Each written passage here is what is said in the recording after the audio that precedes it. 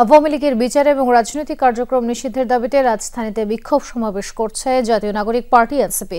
সমাবেশে বক্তব্য রাখছেন এনসিপির আহ্বায়ক নাহিদ ইসলাম। সরাসরি যাচ্ছি সেখানে। আরো উপস্থিত আছেন জাতীয় নাগরিক পার্টি এনসিপির সংগ্রামী সদস্য সচিব, সংগ্রামী মুখ্য সংগঠকবৃন্দ, সংগ্রামী মুখ্য সমন্বয়ক এবং কেন্দ্রীয় নেতৃবৃন্দ সহ ঢাকা মহানগর এবং আশপাশ থেকে আগত বিভিন্ন পর্যায়ে নেতাকর্মীবৃন্দ, সবাইকে জাতীয় নাগরিক পার্টির পক্ষ থেকে জানাই সংগ্রামী শুভেচ্ছা এবং সালাম। বন্ধুগণ, আজকে জুলাই গণ অভ্যুত্থানের এই 9 মাস পরেও আওয়ামী লীগ নিষিদ্ধের দাবিতে, আওয়ামী লীগের নিবন্ধন বাতিলের দাবিতে আমাদেরকে রাজপথে নেমে আসতে হচ্ছে, আমাদেরকে রাজপথে কথা বলতে হচ্ছে। এটা আমাদের সামষ্টিক ব্যর্থতা বলেই আমরা মনে করি।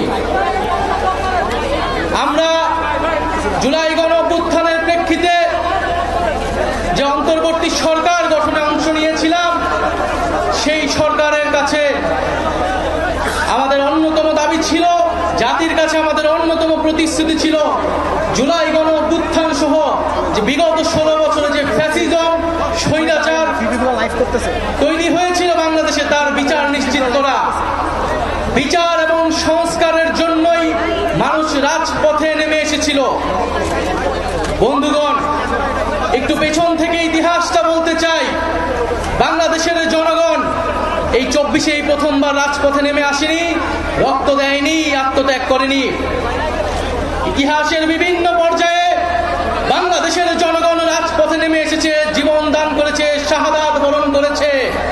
ন্যায় বিচার, মানবিক মর্যাদা, গণতন্ত্র, সার্বভৌমত্ব, স্বাধীনতা প্রতিষ্ঠার জন্য 1947 সালে এই পূর্ববঙ্গের বাঙালি মুসলমান নিম্নবর্গের হিন্দুর সাথে কাঁধে কাঁধ মিলিয়ে এই পূর্ববঙ্গের জনপদের অর্থনৈতিক এবং ধর্মীয় সাংস্কৃতিক অধিকার রক্ষার জন্য লড়াই করেছিল। সেই লড়াইয়ের ফসল হিসেবে আজকের বাংলাদেশের সীমানা আমরা প্রতিষ্ঠা পেয়েছিলাম। যদিও সেই সময় আমাদের লড়াইয়ের গন্তব্য ছিল সমগ্র বাংলার অখণ্ডতা কায়েম করা, কিন্তু কলকাতার ব্রাহ্মণ্যবাদী জমিদারদের ষড়যন্ত্রের কারণে সেই রাষ্ট্রকল্প আমাদের ব্যর্থ হয়েছিল। ফলে আমরা পাকিস্তান রাষ্ট্রে স্বাভাবিকভাবে আশ্রয় নিয়েছিলাম। কিন্তু বন্ধুগণ, দুঃখের সাথে আমাদের সেই 47-এর আজাদির স্বপ্ন লুট হয়ে গিয়েছিল খুব অল্প সময়েই।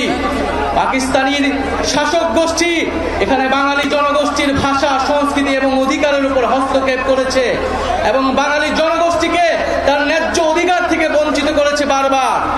ফলে এই বাংলাদেশের সকল ধর্মের মানুষেরা আবার ঐক্যবদ্ধভাবে 71 সালে অস্ত্র ধরে হাতে তুলে নিয়েছিল এবং একটি রক্তক্ষয়ী জনযুদ্ধের মাধ্যমে বাংলাদেশের স্বাধীনতা এবং সার্বভৌমত্ব প্রতিষ্ঠা করেছিল।